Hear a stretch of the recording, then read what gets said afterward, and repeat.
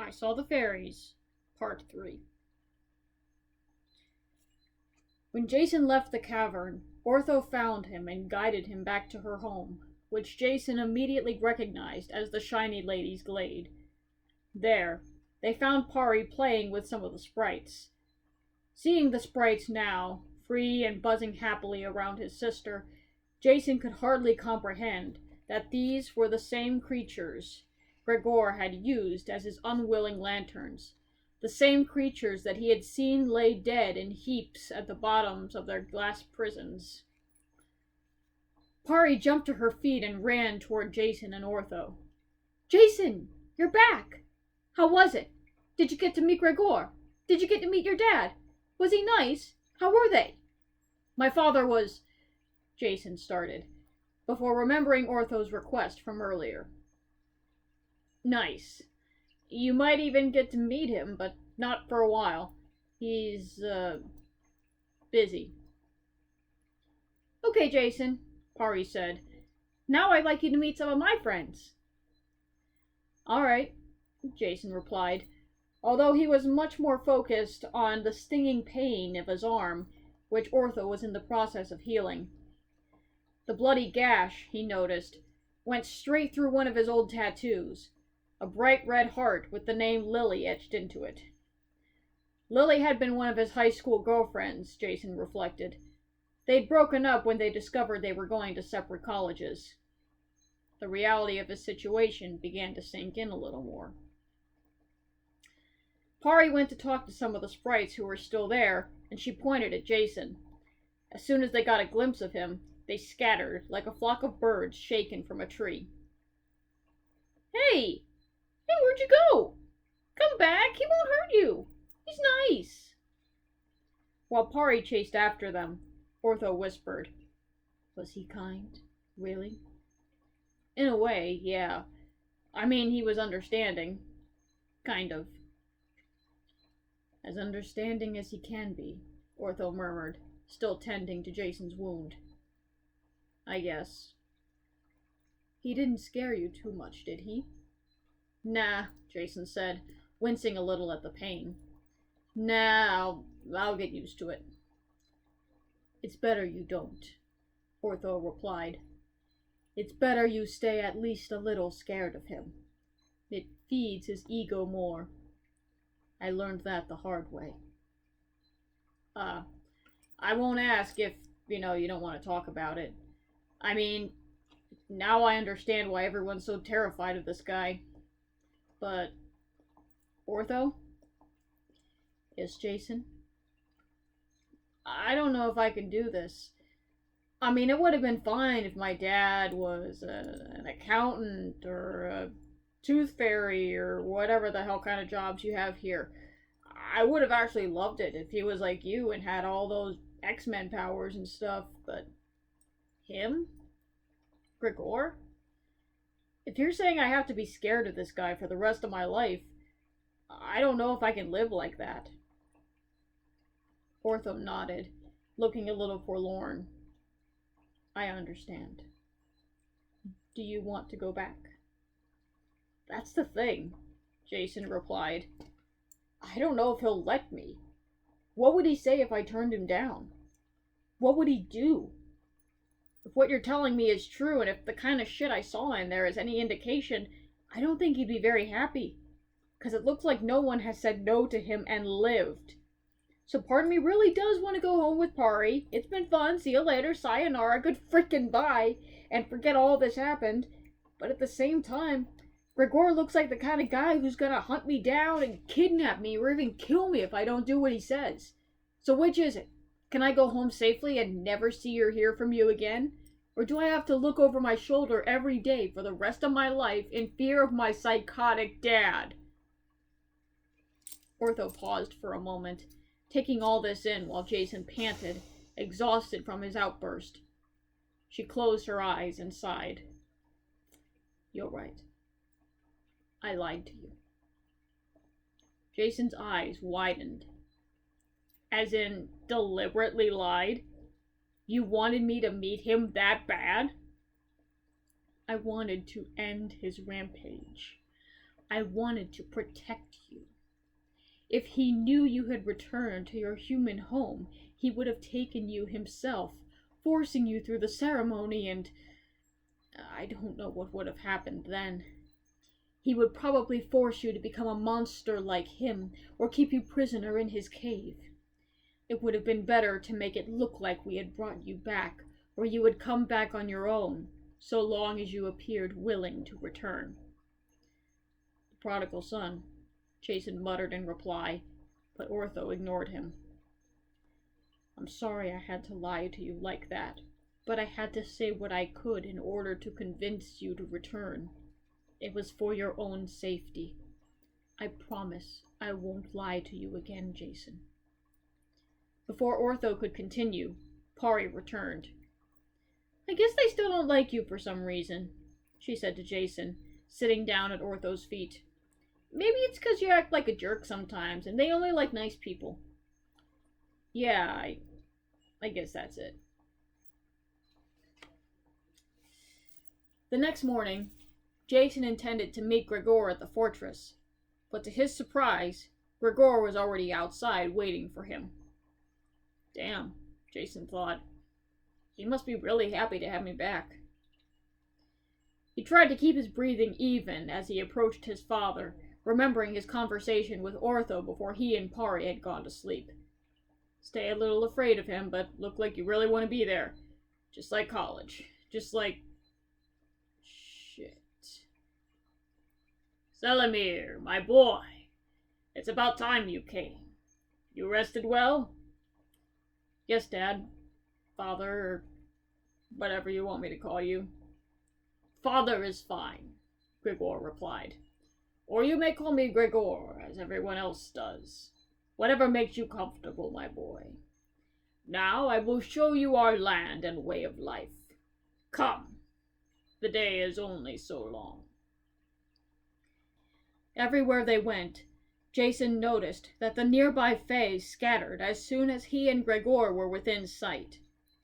The sprites and pixies seemed to vanish into thin air, and the messengers climbed the thick trees, hid behind bushes, and retreated into caves. However, Jason did notice one other thing that had slipped under Gregor's radar. The fae, especially the messengers, always fled with a brief look of disgust and disappointment. Do your kind interact with humans often? The question had been on Jason's mind for a while, but he had wanted to wait until Gregor was in a better mood to ask, which had been a wise move on his part. Not mine.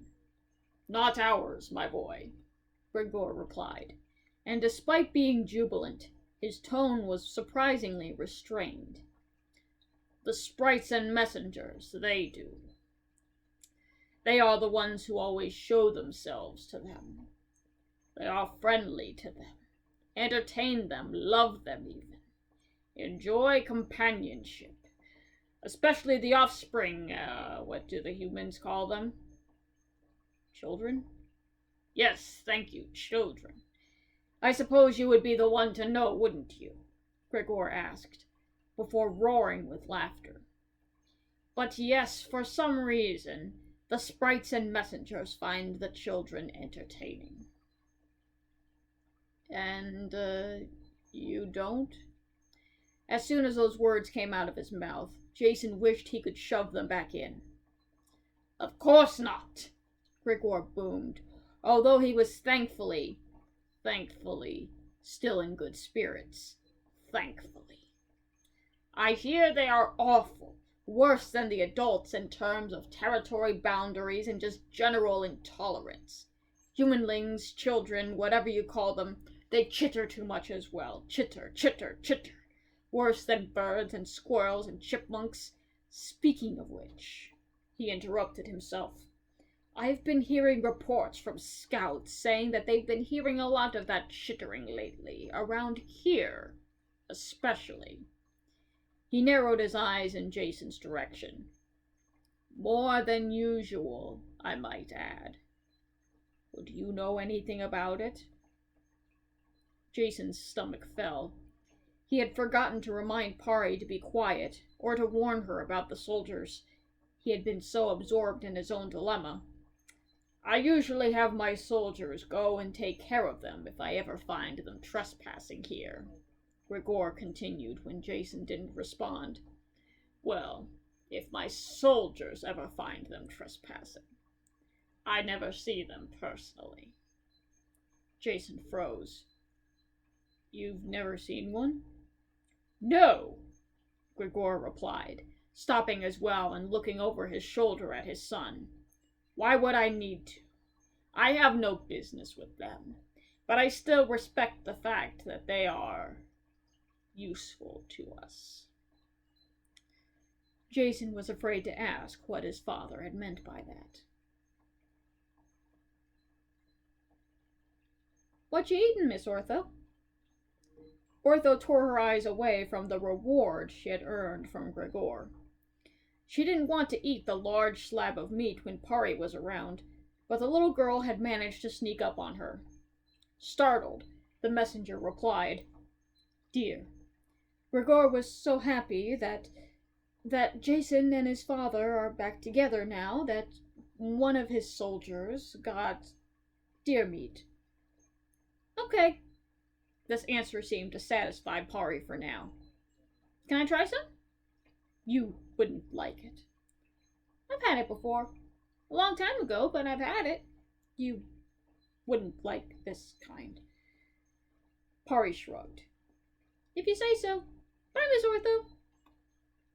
Pari ran back to the sprite she'd been playing with earlier, leaving Ortho to reflect on the events of the previous night. Had it been worth ending their people's pain, at least for now? Had it been a good idea in the first place?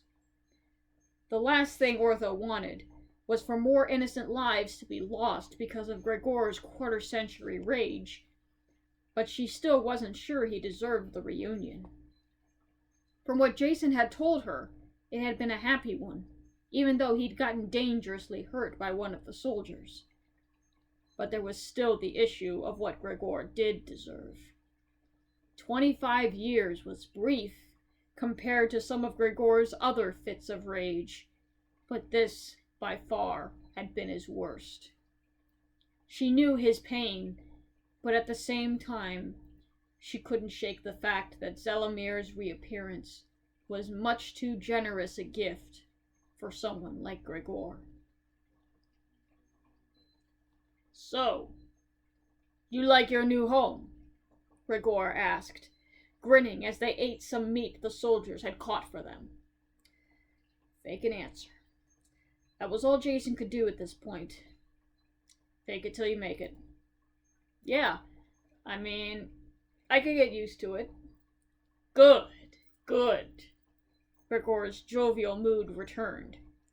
You are my son, after all. And the best part? I will train you as one of my soldiers. You will be the most powerful of them all. You will be my second. How do you feel about that, Zelamir? To be honest, it scared him. He thought about what would happen if he turned back at this point, took Pari, said goodbye to Ortho, and headed home. If Gregor knew where he lived, and, like Ortho said, he somehow found out Jason still lived there, then he and Pari weren't safe. They'd probably have to move upstate, or at least stay with someone else for a while until Gregor gave up looking.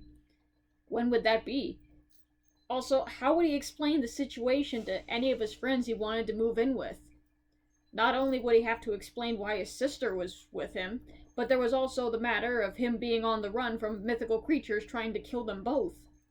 Even his stoner friends would have thought he was nuts at that point. He was cornered. I'm kinda excited. I mean, I've always dreamed about stuff like this, he continued, trying to convince himself as well as Gregor. You know, kick ass for a living and stuff. Fight bears.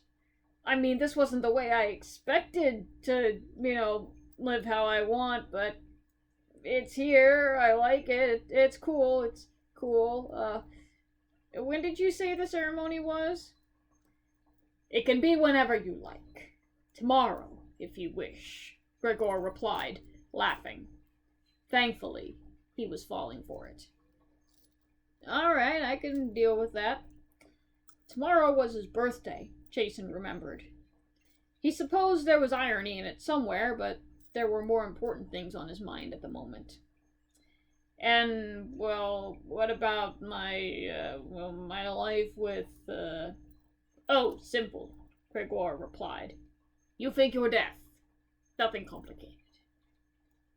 Fake my death? Jason grimaced.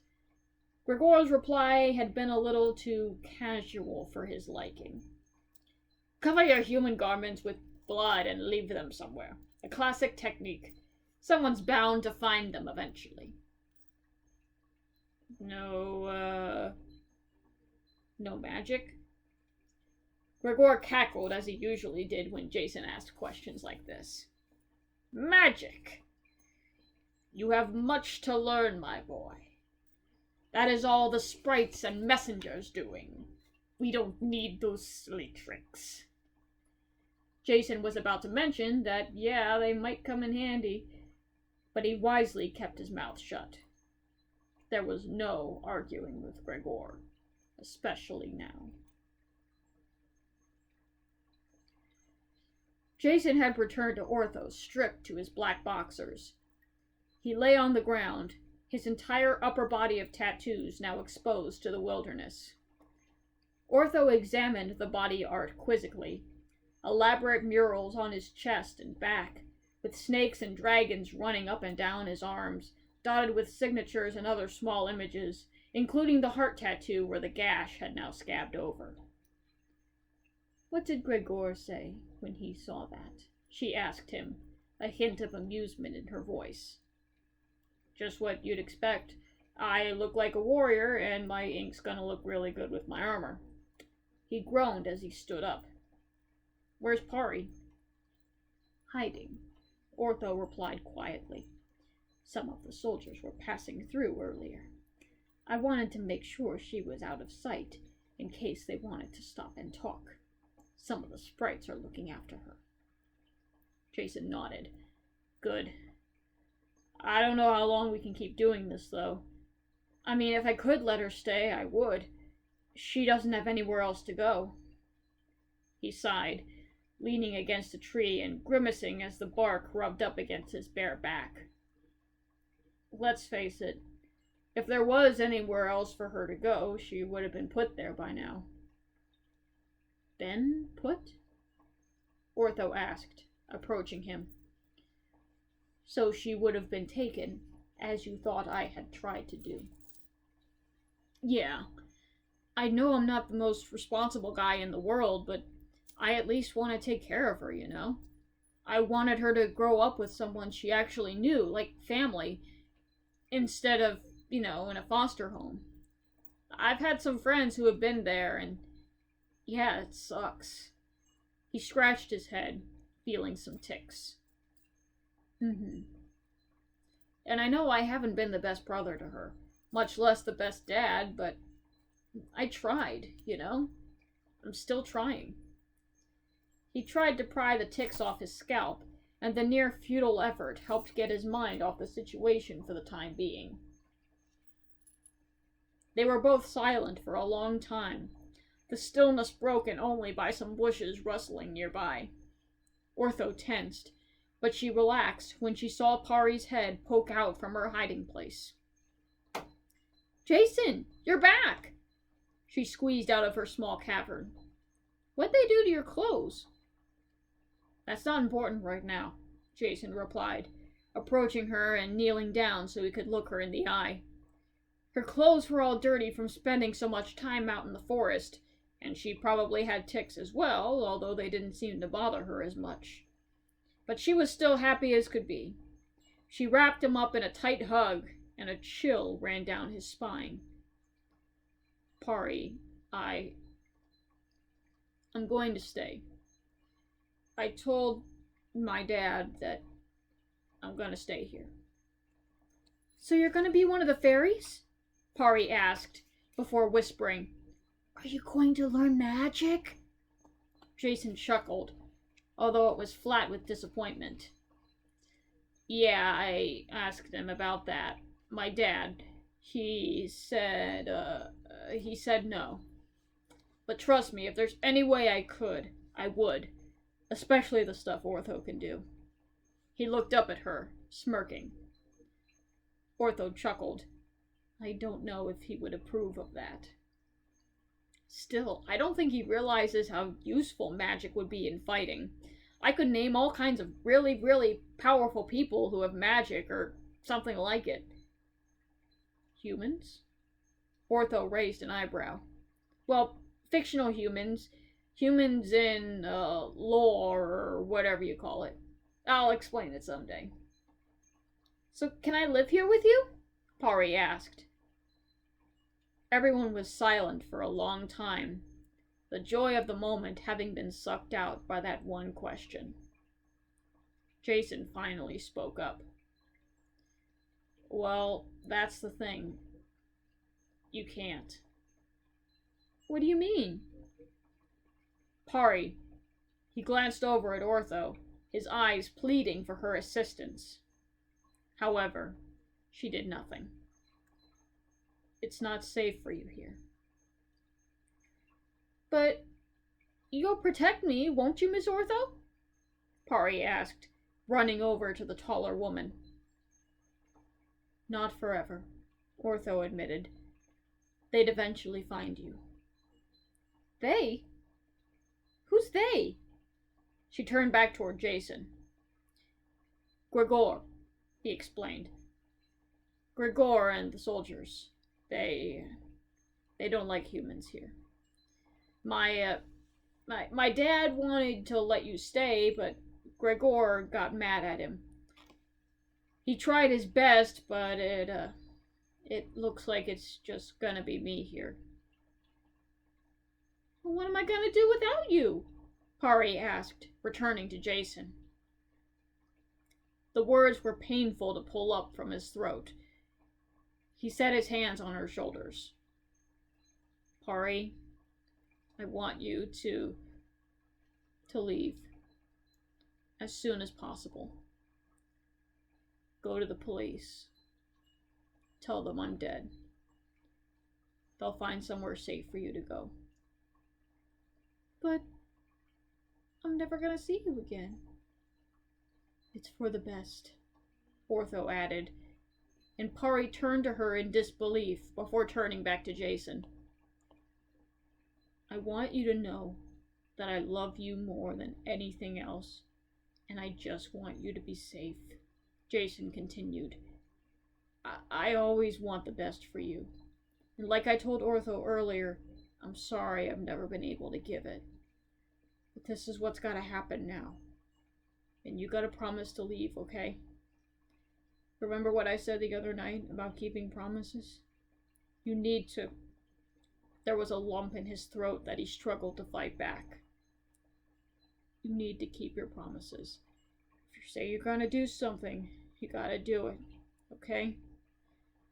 You gotta leave. You gotta remember not to come back. Pari's eyes were welling up. Yeah, I promise. I love you, Jason. I love you too, Pari. But you gotta leave now. Gregor's preoccupied since the ceremony's tomorrow, so you'll have plenty of time to get back to the house. Get what you need, okay? Then go straight to the police. Okay. They embraced for the last time, Jason holding his sister tight and still whispering in her ear. Now, he said when they let go, his voice breaking. I'm going to close my eyes and count to 10. By the time I'm done, you better be gone. You better be far away from here. You promise you'll be all right? Pari asked. I promise. After a few more moments of looking into her eyes, Jason whispered, Bye, Pari, closed his eyes, and began to count. You're worried about her, aren't you? Yeah, I hope she's alright. She's a smart girl. She'll follow through. I hope so. The next morning, Ortho was helping Jason prepare for the coming-of-age ceremony. The armor he had to wear felt incredibly big on him, although that was mainly because Jason was about a foot shorter and much scrawnier than most of the soldiers, and that god-forsaken paint Ortho had put on his face was itchy and uncomfortable. What was this shit made of? Poison ivy? So I wanted to get this out of the way before the whole coming-of-age thing happens. Yes, Jason? What happened? When I was born, I mean.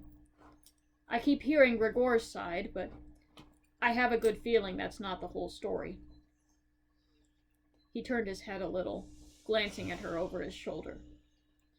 I mean, no offense, but I'm still kind of pissed that you flat out lied to me about having to stay here. So the least you could do is, tell me the truth now that I've agreed to stay. Ortho sighed and started to fix Jason's hair, forcing him to face forward again. Yes, I suppose you'd ask that sooner or later.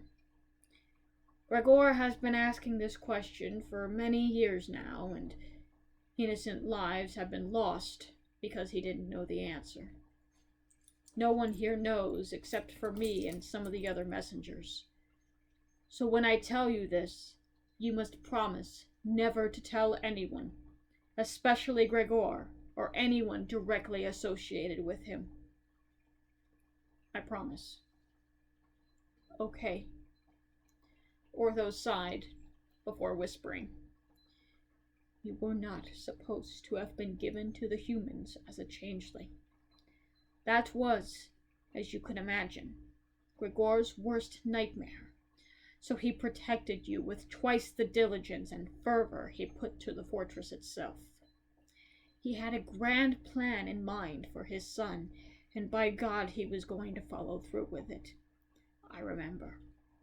He said that Zelamir would grow up to be his finest apprentice, and he would become the finest warrior the Fae had ever known. He would have given everything to make sure that his only son would grow up to be a strong, brave ruler like him. Everything, as far as Gregor was concerned, was going perfectly. One day, however, through an elaborate plan by the messengers, you were stolen and replaced with a human infant in the rare moment Gregor and his soldiers had been distracted. This is the story that Gregor knows. From that day on, his reign had become unbearable due to his inconsolable rage, which became worse as time went on. He searched the forest for you day and night, and he swore vengeance on whoever had dared to capture or even kill his only son. Ortho lowered her voice further, almost mouthing her next confession. He never found out that I was the one who took you and gave you to your human family. Why? Jason asked, his voice equally low. What made you think that I would be better off with them? Because Gregor deserved it. I and the other messengers felt as though he needed a comeuppance of some kind, something he would see as a smear to his honor. And I also felt that at the same time, he needed an opportunity to see that humans weren't the vermin he imagined them to be, that they had value. The plan had worked well at first, but we had not expected him to discover the fraud child so soon. He said he had never seen a human child in his life. Ortho bowed her head. It did not live long enough to become a child. You mean... Jason's stomach turned. His whole life had not only been a lie, but it had been stolen from someone else.